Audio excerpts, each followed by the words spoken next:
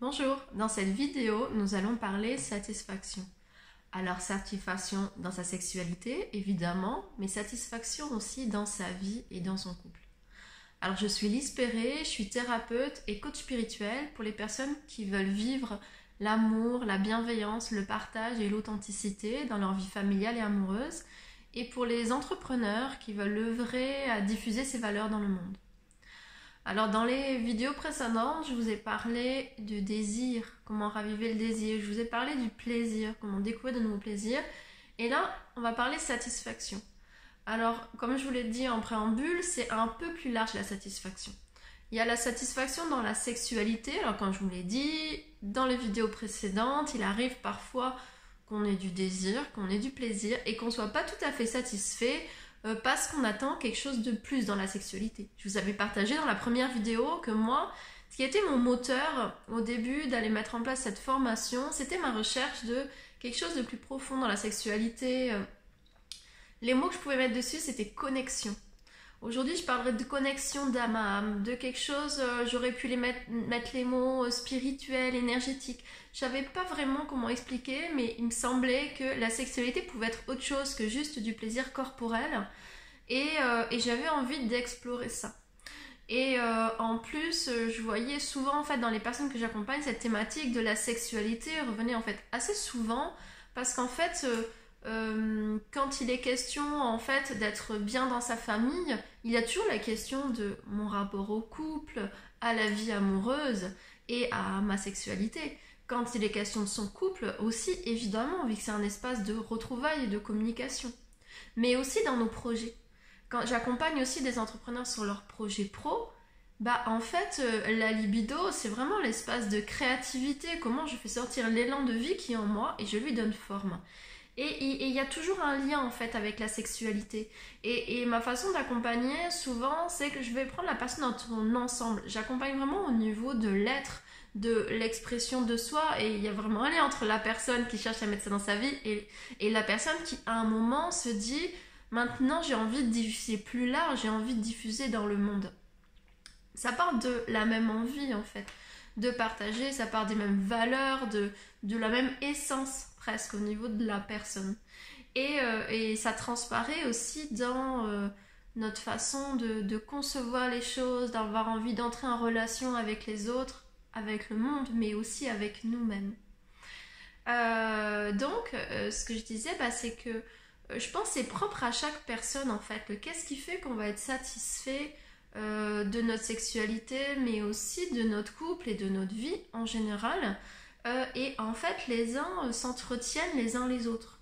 On le voit par exemple, alors dans ce chapitre sur la satisfaction, il y a un des modules qui commence par en fait faire un espèce de petit bilan de notre vie où on va voir les différents domaines de vie, qu'on va aller évaluer, voir comment on a envie de progresser, ce qu'on a envie de faire, enfin voilà, où on en est vraiment. Parce que souvent, on est dans un je me sens bien, je me sens pas bien, je suis heureux, je suis pas heureux, je suis moi, ça peut aller, enfin, mais on pose pas forcément un regard conscient sur quel domaine de vie. Parfois, enfin moi je l'ai très bien vu au début, j'étais vraiment spécialisée plus sur la parentalité et il y avait quelqu'un qui me faisait venir pour une difficulté avec son enfant. Quand on faisait l'analyse de la vie, en fait on s'apercevait que c'était pas la thématique de l'enfant. Par exemple, si la personne en plaisir personnel elle était à zéro. Bon, est-ce que c'est vraiment la thématique de l'enfant ou est-ce que en fait c'est juste que moi j'aime à dire que quand on rencontre un problème avec ses enfants, c'est nous qui avons un problème avec nos enfants. Je sais parce que pour avoir... c'est vrai qu'au début je voulais vraiment accompagner les enfants et puis quand j'ai commencé à accompagner les enfants, je me suis dit mais ils n'ont pas de problème les enfants en fait. C'est les parents qui ont un problème avec le comportement des enfants ou l'enfant qui est en train de prendre quelque chose qui appartient à l'adulte. Et du coup, c'est vrai que j'ai bien vu que parfois on va focaliser sur quelque chose et en fait ça vient d'ailleurs. Parfois on va focaliser sur notre couple des difficultés, peut-être en fait c'est quelque chose au boulot ou justement dans la... Alors ça arrive aussi dans la famille que parfois on ait des difficultés avec nos enfants, mais la colère qu'on ne peut pas exprimer parce qu'on ne s'autorise pas, parce qu'on veut être des bons parents, bienveillants contre nos enfants, on va la mettre contre notre conjoint. Parce que certainement inconsciemment on voudrait qu'il trouve une solution ou... enfin voilà, donc des fois en fait on peut s'apercevoir que la cause n'est pas toujours à l'endroit où on le pense. Donc c'est pour ça qu'on ne peut pas se contenter, ce module, de se mettre sur satisfaction au niveau de la sexualité. C'est vraiment apprendre à se connaître sur c'est quoi aussi, c'est quoi que j'attends de la vie. Qu'est-ce qui ferait pour moi que j'ai une vie satisfaisante, que je suis épanouie dans ma vie. Ça demande comment à se connaître. C'est pas juste au niveau des objectifs mentaux, c'est qui je suis. Par exemple, quand moi je devais chercher plus une connexion d'âme à âme, ça m'a demandé quand même de voir qui je suis moi en tant qu'être humain. En fait, c'est quoi ma façon d'être avec les autres, dans le monde, c'est quoi qui me fait vibrer. Moi, c'est vraiment cette connexion avec l'autre en fait, mais il y a aussi une notion de connexion spirituelle, de quelque chose plus haut et d'intimité et d'une vérité, d'une authenticité partagée.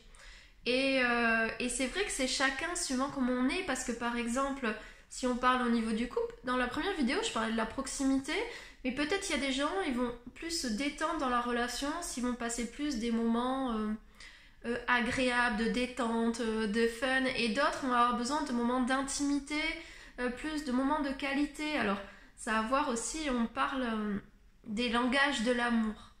Il y a... J'ai peur de me tromper de nom. Je sais pas si c'est Gary Chapman. Bon, bref, vous m'en voudrez pas si je me trompe de nom. Mais il y a une personne qui a parlé, conceptualisé les 5 langages de l'amour. Et donc, qu'est-ce qui fait qu'on montre notre amour, mais qu'est-ce qui fait qu'on se sent aimé aussi? Alors, en fait, c'est bien de savoir que c'est propre à chacun. Il y a des personnes, ils vont se sentir aimés parce qu'on leur dit des paroles douces, qu'on leur fait des compliments. Il y a des personnes parce qu'on leur rend service.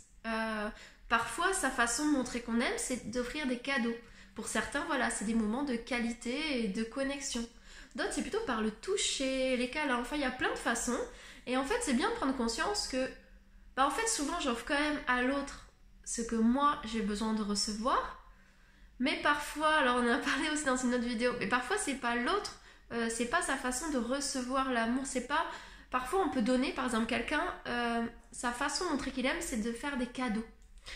Mais peut-être qu'en face, il y a une personne qui n'est pas sensibilisée par le cadeau. Et donc, en fait, elle va pas forcément se sentir aimée. Alors l'autre, il dit, mais je lui montre sans arrêt que je l'aime. Comment ça se fait que c'est pas reçu par l'autre personne? Sauf qu'en fait, c'est pas son biais. Donc, c'est pour ça que c'est vraiment d'apprendre à... Et c'est pas non plus, comme on n'a pas les mêmes façons, tant pis. Il y a vraiment d'apprendre à se connaître soi et apprendre à connaître l'autre. Ça va aussi avec découvrir cet espace d'amour vrai. Alors qu'est-ce que c'est? Il y a vraiment un truc, c'est quoi l'amour?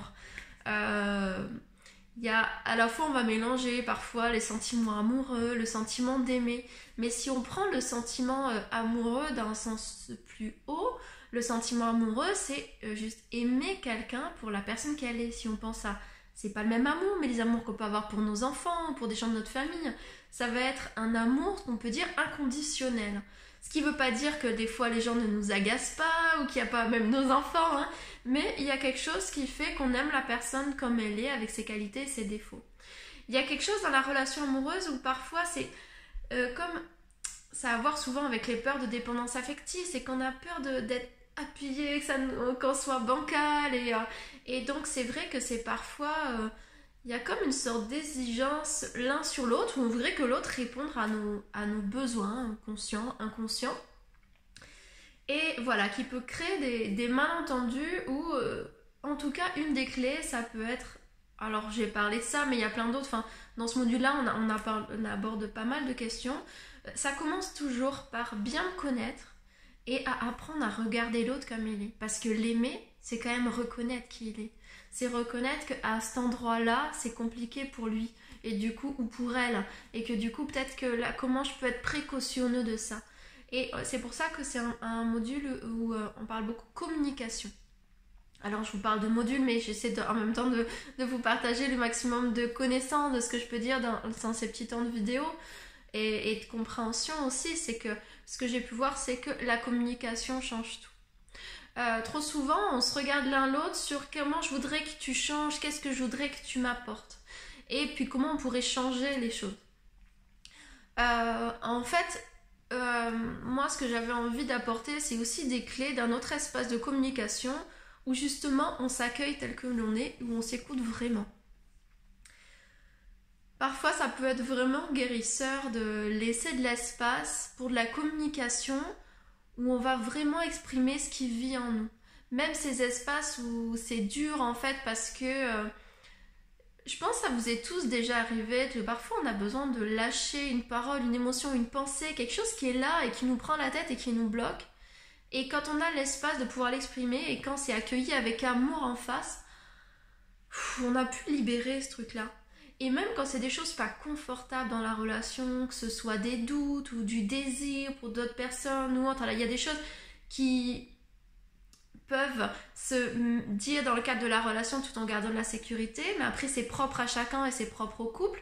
Peut-être qu'il y a des personnes, c'est pas ok dans leur couple, ça peut être difficile pour eux. Bah, dans ces cas-là, on peut trouver des espaces autres, des personnes avec qui on va pouvoir exprimer nos doutes sans mettre en fragilité notre couple, parce qu'en fait c'est peut-être juste des doutes mentaux, des peurs, des émotions, et peut-être qu'on a simplement besoin d'être accompagné là-dedans. Et notre partenaire n'est pas toujours la meilleure personne, même rarement quand c'est comme ça, parce que forcément il y a l'émotionnel en face et on se retrouve quand même soi avec ses propres émotions. Donc dans ce module-là, comme on pense quand même que c'est quand même lié beaucoup à tout ça, la satisfaction, c'est comme s'il y a un brouhaha intérieur et plus on est clair, plus c'est clair et posé à l'intérieur de nous, plus on peut être satisfait de soi et de sa vie. Parfois, c'est peut-être pas que notre vie ne correspond pas, c'est qu'il y a un tel brouhaha intérieur, un manque de clarté qu'on est comme figé à l'intérieur de soi. On va quand même même si je disais que parfois c'est quelqu'un d'extérieur qui peut mieux vous aider, ou même par rapport à vous-même, à l'intérieur de ce module, c'est important pour nous de vous offrir des outils pour communiquer sur comment créer cet espace d'écoute. Donc là, notamment, je suis en train de penser à un exercice. Parce que c'est pareil, quand on écoute, on pense à ce qu'on va dire, à ça, et puis en fait on est en train de vouloir se défendre, dire comment nous on a raison, ou essayer de convaincre l'autre, parce que ce qu'il dit ça nous correspond, on n'a pas du tout envie qu'il aille dans ce sens-là. Bon, comment on peut apprendre à laisser de l'espace d'expression d'autres, on va vraiment l'écouter, et nous-mêmes, comment on peut apaiser et sortir de ce truc de comment vouloir amener quelque chose dans un sens ou dans un autre et simplement dans l'écoute et l'accueil de ce qui est là maintenant. C'est là où on parle d'authenticité et aussi découvrir la connexion de cœur à cœur qui est vraiment en train de se créer quand on est en train de se montrer dans notre authenticité et forcément aussi dans notre vulnérabilité. Et de voir que des sujets qui paraîtraient compliqués et difficiles, une fois qu'ils sont entendus, déjà un c'est libérateur et deux ça crée de la connexion, ça permet comme une transmutation. En effet, suivant notre couple ou autre, il y a des sujets qu'on pourra mettre à cet endroit-là, d'autres non. Et suivant nous-mêmes aussi. On n'est pas obligé de se forcer on n'est pas obligé. Déjà que ça commence par obligé, non, mais il y a ce truc de... il n'y a pas quelque chose qui dit on doit tous dire ou autre. C'est vraiment comment je le sens à l'intérieur de moi, qu'est-ce que je me sens prêt à partager, qu'est-ce qui me pèse trop et que je sens que ça me ferait du bien de pouvoir le communiquer à mon partenaire.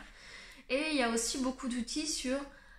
comment je vais écouter ce qui est là en moi et comment moi je peux m'accompagner avec cette émotion-là. Alors on a parlé du désir, du plaisir ou des croyances sur la sexualité, des schémas, mais il y a aussi toutes les charges émotionnelles autour de la sexualité. Souvent c'est des choses comme ça qui viennent bloquer. Bon comment je m'accompagne? Alors oui, je peux toujours aller voir un thérapeute ou quelqu'un d'autre et ça peut m'aider. Mais si moi je veux faire ça en autonomie, parce que je me sens pas d'en parler ou simplement parce que j'ai envie et je me sens capable de faire ça seule en fait. Et puis aussi parce que j'ai beau aller voir un thérapeute à un moment, entre temps je vis et telle situation va m'amener quelque chose. Donc, est-ce que je vis en aptée juste à voir un thérapeute pour en parler ou est-ce que j'apprends à vivre avec moi-même, avec ces émotions qui sont là et qui reviennent? Comment je deviens mon meilleur ami, mon thérapeute?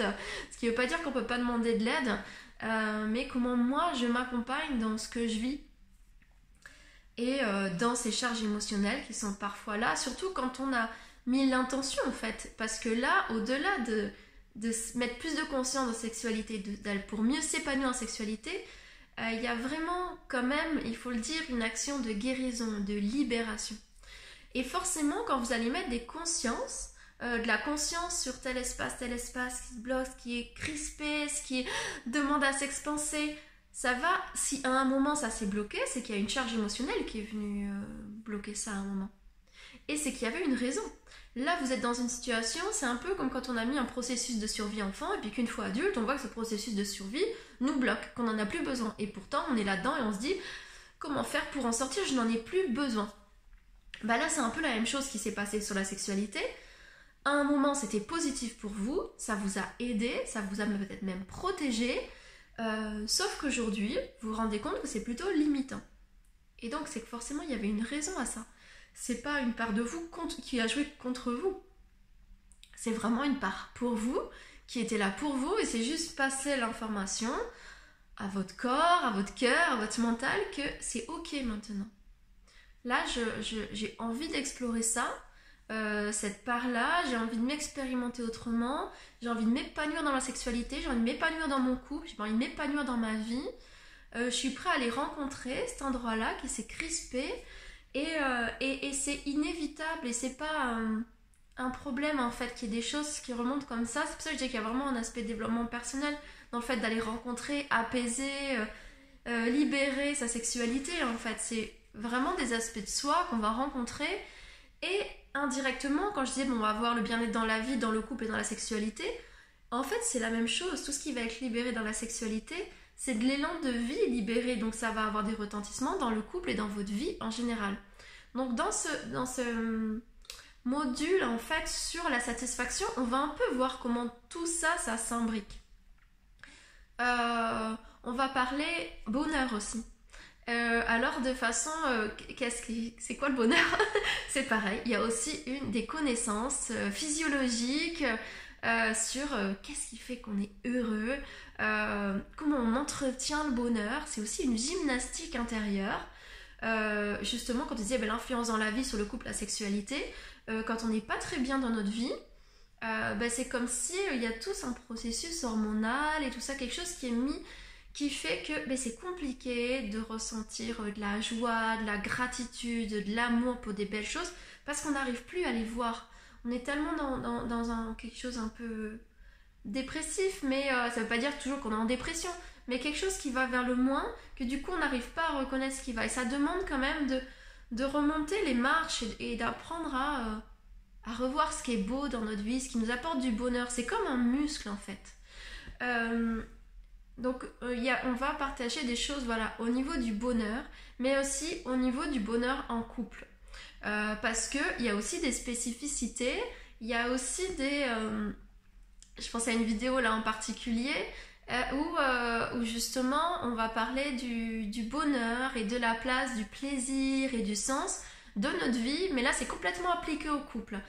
C'est-à-dire les tendances parfois qu'on peut avoir dans un couple qui est beaucoup sur qu'est-ce qu'il veut créer, ses objectifs, quelque chose qui a du sens mais qui oublie le plaisir. Parfois des gens qui sont que dans le plaisir et qui oublient de mettre des choses qui ont du sens. Des fois on se dit mais j'attends quelque chose de plus, et des fois on est tellement dans, peut-être ça va être dans la famille, on est là dans notre famille et ce qu'on veut mettre en place, ou nos projets, et puis après on dit il est où le plaisir de mon couple, et ça donne envie parfois de dire bon mais je sors de là, c'est la relation qui est comme ça.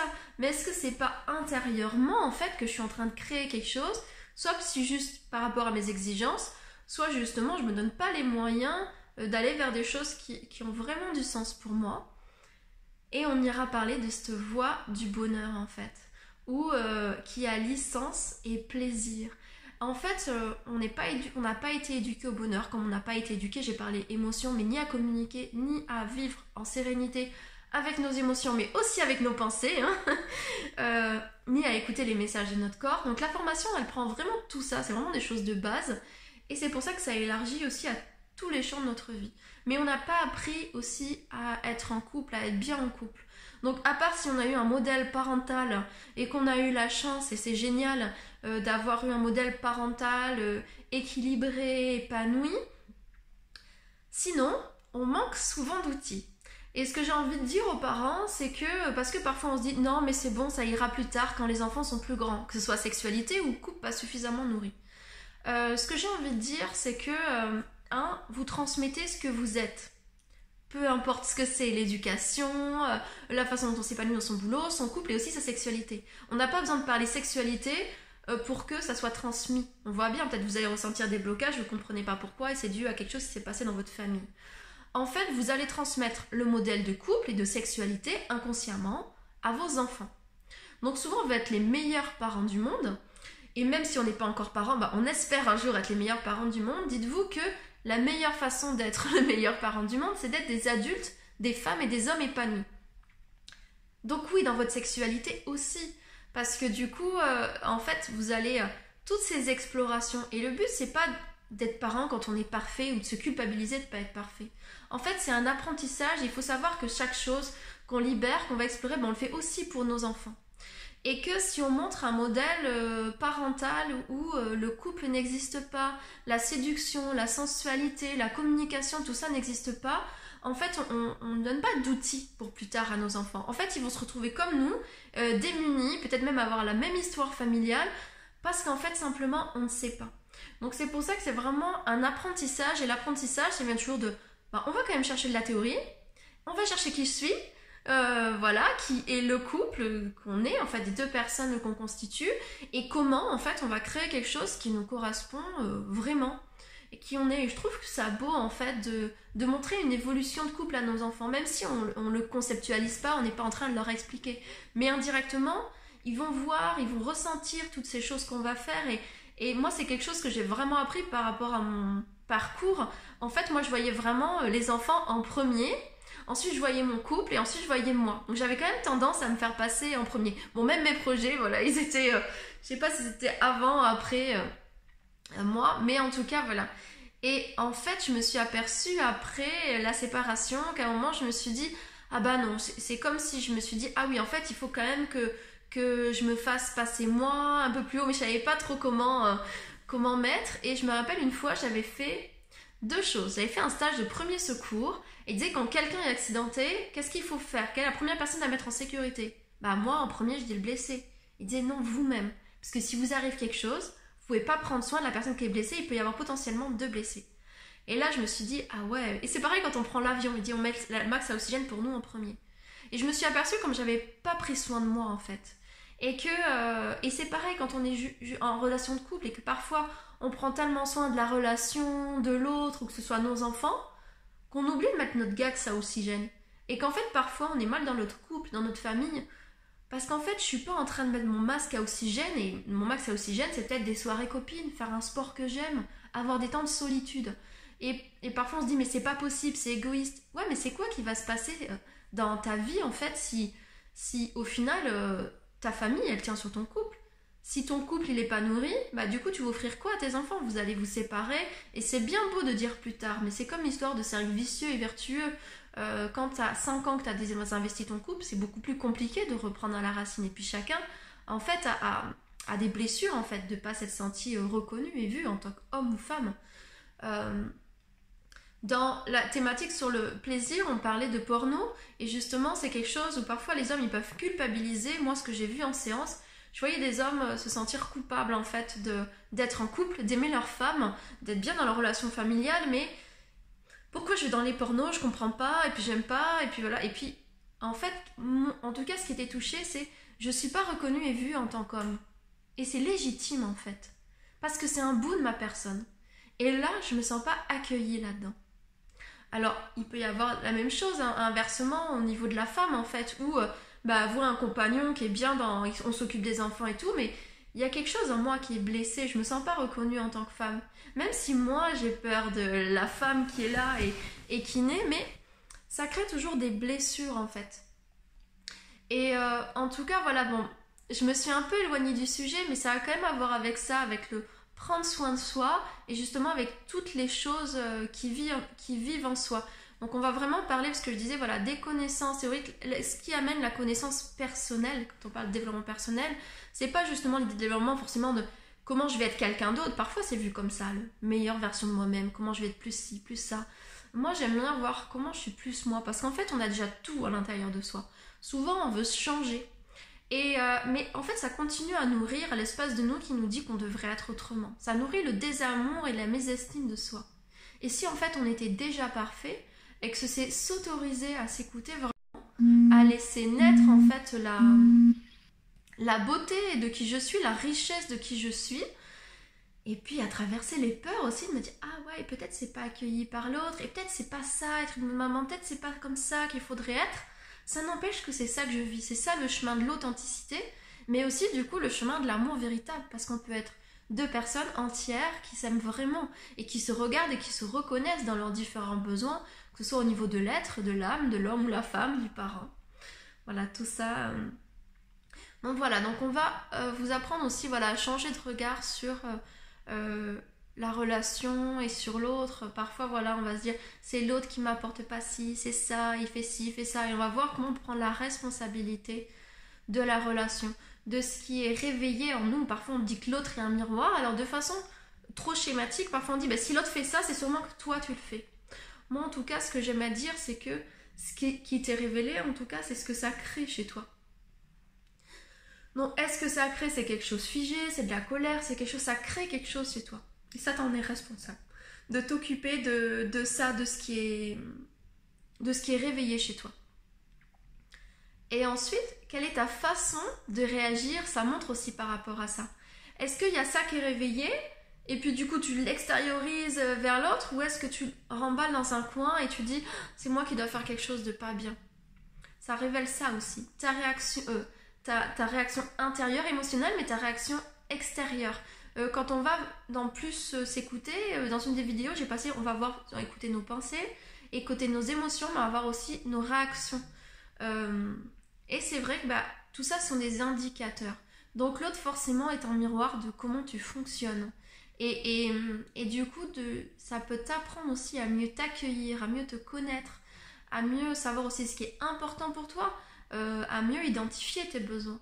C'est pour ça que moi je trouve vraiment que c'est un cadeau en fait. Quand il y a quelque chose qui s'exprime comme ça, donc là on parle dans la sexualité, souvent c'est un cadeau pour nous permettre de voir est-ce qu'il y a certains de mes besoins qui ne sont pas comblés dans ma vie. Je passe à côté de moi en fait. Heureusement qu'il y a un signal d'alerte, c'est un peu comme quand on met la main sur le feu, mais heureusement que ça chauffe avant pour dire hey oh warning, il y a quelque chose qui va pas là. Bon là, il y a un message d'alerte qui dit il y a quelque chose qui va pas. Peut-être ça a à voir avec ta vie. Et tant mieux en fait si tu te rends compte. Parce que dans quel mouvement tu vas si tu prends pas soin de toi? Peut-être ça va avec ta relation. Et tant mieux aussi. Parce qu'en fait c'est peut-être l'opportunité de partir sur de nouvelles bases plus épanouissantes. Peut-être c'est quelque chose qui est en train de dire dans mon couple, ça veut pas dire forcément que tout le couple va pas. Ça veut dire qu'il y a peut-être une branche là qui a été mise de côté, qui a été oubliée, désinvestie, ou peut-être des blessures qui sont là et qui n'ont pas été suffisamment parlées, guéries et pensées. Voilà, ça peut dire. Et puis peut-être des blocages au niveau de ta sexualité, des blessures qui sont en train d'être ravivées. Génial, tu vas pouvoir pareil aller les guérir, les consoler. Voilà, donc évidemment dans ce module on va beaucoup parler aussi estime de soi, parce que c'est bien souvent ça aussi qui est révélé dans les problématiques autour de la sexualité comme du couple et de la vie, c'est quelle valeur je me donne et puis qu'est-ce que je me raconte quand il y a ça. Voilà, d'apprendre à mettre plus d'amour pour soi-même. Voilà, donc on verra comment ressentir plus de satisfaction dans sa vie, pour soi déjà, mettre plus de confiance, d'amour, d'accueil à l'intérieur de moi, plus de paix déjà, avant toute chose, concernant ma vie, mon couple, ma sexualité. Et ensuite, on va voir pour la partie couple. À chaque fois, toujours, c'est en pratique avec des exercices. Hein. Chaque fois, je dis, c'est juste les débuts des modules, on met de la théorie, après, c'est vraiment des exercices pratiques. Et là, justement, on verra au niveau du couple, on reparlera tantra, en fait. Qu'est-ce qu'apporte le tantra? C'est quand même une philosophie plus que des pratiques sexuelles, spirituelles. Donc voilà, qu'est-ce que ça amène comme conscience? Et on reparlera aussi des langages de l'amour. Et en fait, donc là, c'est la théorie, quand on voit ça peut être ci ou ça, mais en pratique, comment ça peut être, comment on peut nourrir ces choses-là dans la relation? On parlera tendresse, on reparlera communiquer, qu'est-ce que peut... des exercices aussi de plus d'authenticité, mais parfois il faut un support, parce que voilà, ça paraît facile, c'est pareil, être authentique, être soi, il n'y aurait pas autant de gens qui iraient se faire aider pour être plus soi-même. C'est qu'en fait souvent il y a un manque de connexion entre moi, mes ressentis et qui je suis, et on sent qu'il y a des choses bloquées, et voilà, donc on donne des exercices parce qu'en fait on est 4 thérapeutes à accompagner les gens, donc on avait vraiment envie de donner le maximum. C'est un programme en ligne qui est co-créé. Donc, comme je dis, il y a une animatrice tantra, une thérapeute psychocorporelle spécialisée dans la féminité et un coach thérapeute plutôt au niveau de la communication, des émotions, voilà, tout ce qui est sortie de zone de confort, voilà, et communication est notamment là appliquée au couple et à la sexualité. On parlera aussi des sujets, j'allais dire les sujets qui fâchent, mais qu'il faut les regarder pour de vrai. On parlera infidélité, polyamour et cette notion d'engagement, de contrat dans la relation. Et toujours pareil, on n'amène pas un cadre, une norme, on vous amène vraiment à vous poser vos vraies questions pour avoir vos vraies réponses. C'est ça que c'est toujours un cadeau en fait, d'aller voir qu'est-ce qu'il y a vraiment là, pourquoi ça bloque. On parlera aussi de l'équilibre dans le couple, on parle de yin et yang. Là, je parle pas en tant que polarité, je parle en tant que souvent, parfois, en fait, il y en a un qui va aller plutôt dans un comportement et l'autre pas du tout. Et en fait, indirectement, le couple, c'est une entité, quelque chose qui se crée. Et en effet, s'il y en a un qui va beaucoup dans quelque chose, ça laisse moins la place à l'autre. Donc, parfois, c'est amené à plus d'équilibre, en tout cas, dans la relation. Et d'avoir conscience qu'indirectement, l'équilibre se crée. S'il y en a un qui surinvestit quelque chose, bah, l'autre, naturellement, peut-être il va s'en dégager. Et voilà, et c'est vraiment le truc de se laisser la place. En tout cas, voilà, on en parle beaucoup plus en profondeur là-dedans. Dans ce module. Et du coup, donc c'est un module qui se termine avec des bonus. En fait, chaque module a des bonus, mais là, du coup, on parlera de quelle est la vision du tantra, voilà, qu'est-ce que ça apporte, le tantra, qu'est-ce qu'on peut en comprendre et en tirer de tout ce qui est à la fois le bien-être et le bonheur relationnel et intérieur aussi, vis-à-vis de soi. C'est vraiment une philosophie, un regard sur la vie. Et on parlera, et c'est Yannick, en fait, je dis qu'on est 4, qui nous donnera les 7 clés pour transformer son couple. Voilà, on dit au début de chapitre, on parle d'un bilan, bah là c'est vraiment des choses pratiques sur comment on amène une nouvelle dynamique dans son couple. Donc voilà, bah, je suis très heureuse de vous avoir en fait par ces 3 vidéos en parlant désir, plaisir et satisfaction. J'espère vous avoir donné le maximum de pépites de ce que je peux donner dans ces vidéos sur ces 3 thèmes. Évidemment, ils sont à chaque fois beaucoup plus rentrés en profondeur. Vous avez, au-delà de la théorie, des vrais exercices pratiques à faire. Voilà, je vous parlerai un petit peu plus de la formation et de tout ça plus en détail dans la prochaine vidéo. Voilà, je vous souhaite une très belle fin de journée et puis à bientôt.